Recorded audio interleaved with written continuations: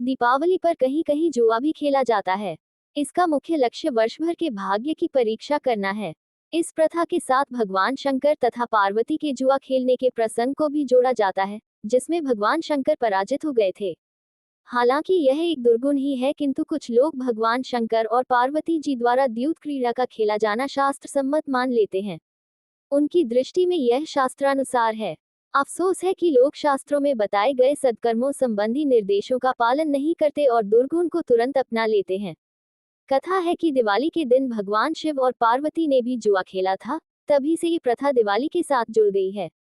हालांकि शिव व पार्वती द्वारा दिवाली पर जुआ खेलने का ठोस तथ्य किसी ग्रंथ में नहीं मिलता। जुआ एक ऐसा खेल है जिससे इंसान तो क्या, भगवान को भी कई बार मुसीबतों का सामना करना पड़ा है। जुआ सामाजिक बुराई होकर भी भारतीय मानस में गहरी पैठ बनाए हुए है। ताश के पत्तों से पैसों की बाजी लगाकर खेला जाने वाला खेल भारत में नया नहीं है। बस हर काल में इसके तरीकों में थोड़ा परिवर्तन आता रहा है। जुआ आज खेला जाता है और पहले भी खेला जाता रहा है। महाभारत में राजा नल और दमयंती की कहानी आती है। दोनों में बहुत प्रेम था। नल चक्रवर्ती सम्राट थे। एक बार वे अपने रिश्तेदारों के साथ चौंस खेलने बैठे। सोने की मोहरों पर दांव लगने लगे। राजा नल के रिश्तेदार कपटी थे, सो उन्होंने सारे खजाने के साथ उनका राजपाट, महल, सेना आदि सब जीत लिए। राजा नल की हालत ऐसी हो गई कि उनके पास पूरा तन ढकने के लिए भी कपड़े नहीं थे। जुए के कारण पूरी धरती पर पहचाना जाने वाला राजा एक ही दिन में रंक हो गया। बाद में अपना राज्य दोबारा पाने के लिए नल को बहुत संघर्ष करना पड़ा।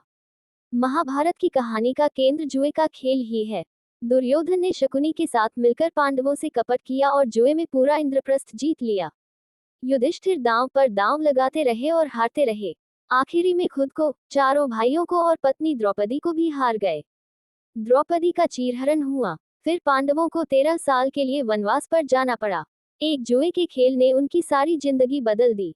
महाभारत में एक स्थान पर भगवान श्री कृष्ण ने अर्जुन से कहा है कि अगर युधिष्ठिर में जुआ खेलने की आदत ना होती तो उन्हें भगवान का दर्जा मिल जाता, क्योंकि उनमें बाकी सारे गुण मौजूद थे, लेकिन जुए की लत के कारण उनके सारे गुण दब गए।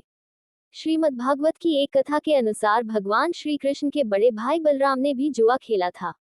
कथा के अनुसार भगवान श्री कृष्ण और रुक्मिणी के पुत्र का विवाह रुक्मिणी के भाई रुक्मी की लड़की से था।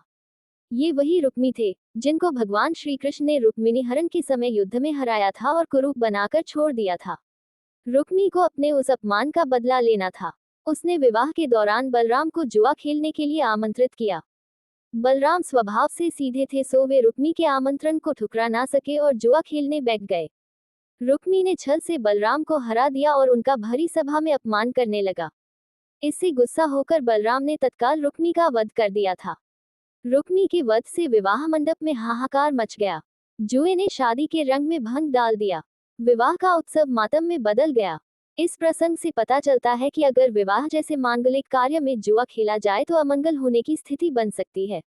पौराणिक काल के बाद आधुनिक भारत में भी जुए और जुआ घरों का उल्लेख मिलता है। मदिरालय, वेश्यालयों में अक्सर जुआ खेला और खिलाया जाता था। सिकंदर के भारत पर आक्रमण के समय भी कई स्थानों पर जुआघर होने और जुआ खेलने के उल्लेख मिलते हैं। मगध, जो भारत का सबसे बड़ा राज्य था, वर्तमान में बिहार में भी कई जुआ घर थे तथा नंद वंश के राजा धनानंद स्वयं जुआ खेलने के शौकीन हुआ करता था। इसके बाद सम्राट अशोक के शासनकाल में भी जुआ खेले जाने के कई प्रसंग मिलते हैं। चौंस, सबसे पहले पत्थर या लकड़ी की गोट से चौंस खेला जाता था। इसका नाम चौंस इसके आकार के कारण पड़ा। ये 4 भाग वाला होता था और हर भाग में 16 खाने होते थे। इस तरह कुल 64 खाने पूरे चौंस में होते थे। प्रारंभिक काल में इसे सिर्फ मनोरंजन के लिए खेला जाता था।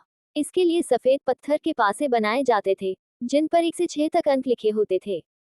चौपर, चौंस का ही अपभ्रंश चौपर था।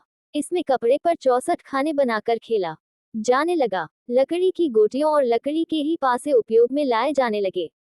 इसी में पहले गायों, अनाज और सोने की मुद्रा के दांव लगने का चलन शुरू हुआ था। जुआ या द्यूत कालांतर में चौपर का अस्तित्व लगभग लुप्त हो गया और 48 खानों वाला एक नया खेल शुरू हुआ, जिसमें सीधे हर दांव पर संपत्ति लगाई जाने लगी। तब तक ये खेल घरों की बंद दीवारों से निकलकर बाजार तक आ चुका था। बाजारों में विधिवत रूप से राजाज्ञा प्राप्त जुआघर चलते थे, जहां जुआघर का मालिक 2 लोगों को कमीशन पर जुआ खेलने के लिए धन और स्थान उपलब्ध कराता था। इन्हें हम दुनिया के सबसे पहले कसिनो कह सकते हैं। वर्तमान समय में ताश के पत्तों से जुआ खेला जाता है। कई प्रदेशों में दीपावली की रात घरों में जुआ खेला जाता है। इसे कई लोग शुभ और लक्ष्मी के आगमन का संकेत मानते हैं। लेकिन धर्मग्रंथों ने सीधी घोषणा की है कि जुआ एक व्यसन है। जहां व्यसन होते हैं वहां लक्ष्मी का वास नहीं होता। क्या होता है जुआ खेलने वालों के साथ? जो लोग जुआ खेलते हैं उनके लिए धर्मग्रंथों में कई प्रकार की सजाएं लिखी गई हैं। गरुड़ पुराण, भागवत, महाभारत जैसे ग्रंथों में जुए के नुकसान बताए गए हैं। इसे खेलने वाले को बहुत कठिन यातनाओं से गुजरना होता है।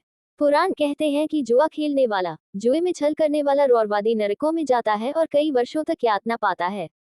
जुआ खेलने वाले के घर से लक्ष्मी का वास खत्म हो जाता है। उसके घर में धन भले ही रहे, लेकिन श्री सुख, वैभव, ऐश्वर्य चली जाती है।